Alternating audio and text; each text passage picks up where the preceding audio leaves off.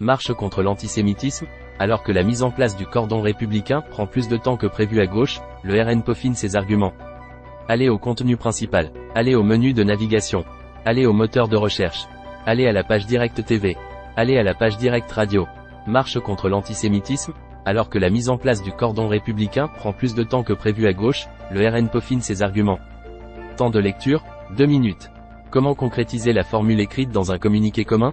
Dans un communiqué commun publié mercredi 8 novembre, le PS, le PCF et EELV proposent à tous les Français de participer dimanche au rassemblement contre l'antisémitisme à Paris tout, en réalisant un cordon républicain, excluant le RN. Appelant les citoyens et les citoyennes à faire de même et à marcher contre tous les fauteurs de haine et de racisme. Les trois partis, sans LFI, donc, proposent à tous les Français et Françaises de participer à la marche de ce dimanche en réalisant un cordon républicain permettant de distinguer dans la manifestation un cortège rassemblant tous les républicains et progressistes d'une part et le RN et les forces d'extrême droite d'autre part, auxquels nous ne reconnaissons aucune légitimité à manifester contre l'antisémitisme. Les trois partis demandent également à la présidente de l'Assemblée nationale et au président du Sénat, à l'initiative de cette marche, de déclarer publiquement que les forces d'extrême droite ne sont pas les bienvenues.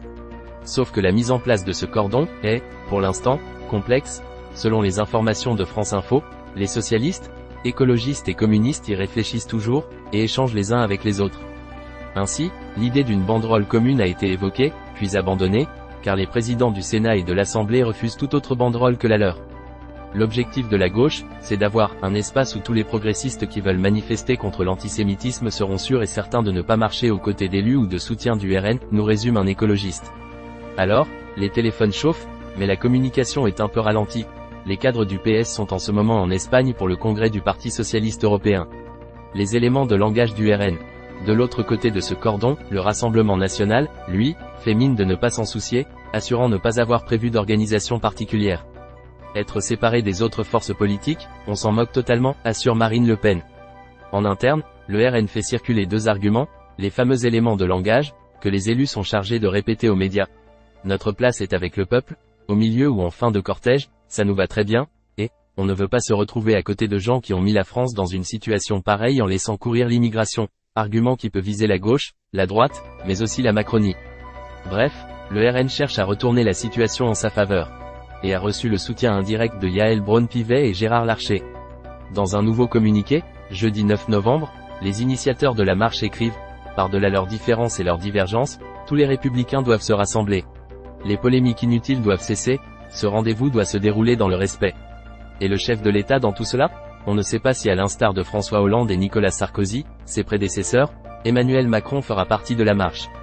Son entourage évoque une prise de parole, d'ici dimanche 12 novembre, concernant l'antisémitisme. Voir les commentaires.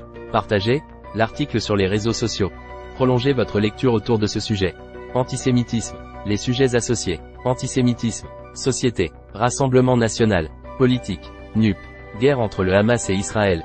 Proche-Orient. Monde. Contenu sponsorisé. Commentaires. Connectez-vous à votre compte France Info pour participer à la conversation. Découvrez l'application France Info. Toute l'actu en direct et en continu, où et quand vous voulez. Sauvegardez vos articles à lire plus tard. Recevez les alertes uniquement sur ce qui vous intéresse. Téléchargez l'application. Abonnement newsletter. Toute l'actu dès 7h30. France Télévisions utilise votre adresse email afin de vous adresser des newsletters. Pour exercer vos droits, contactez-nous. Suivez-nous sur les réseaux sociaux. L'application France Info, tout France Info, et bien plus. Sauvegardez vos articles à lire plus tard et filtrez l'actualité qui vous intéresse. Téléchargez.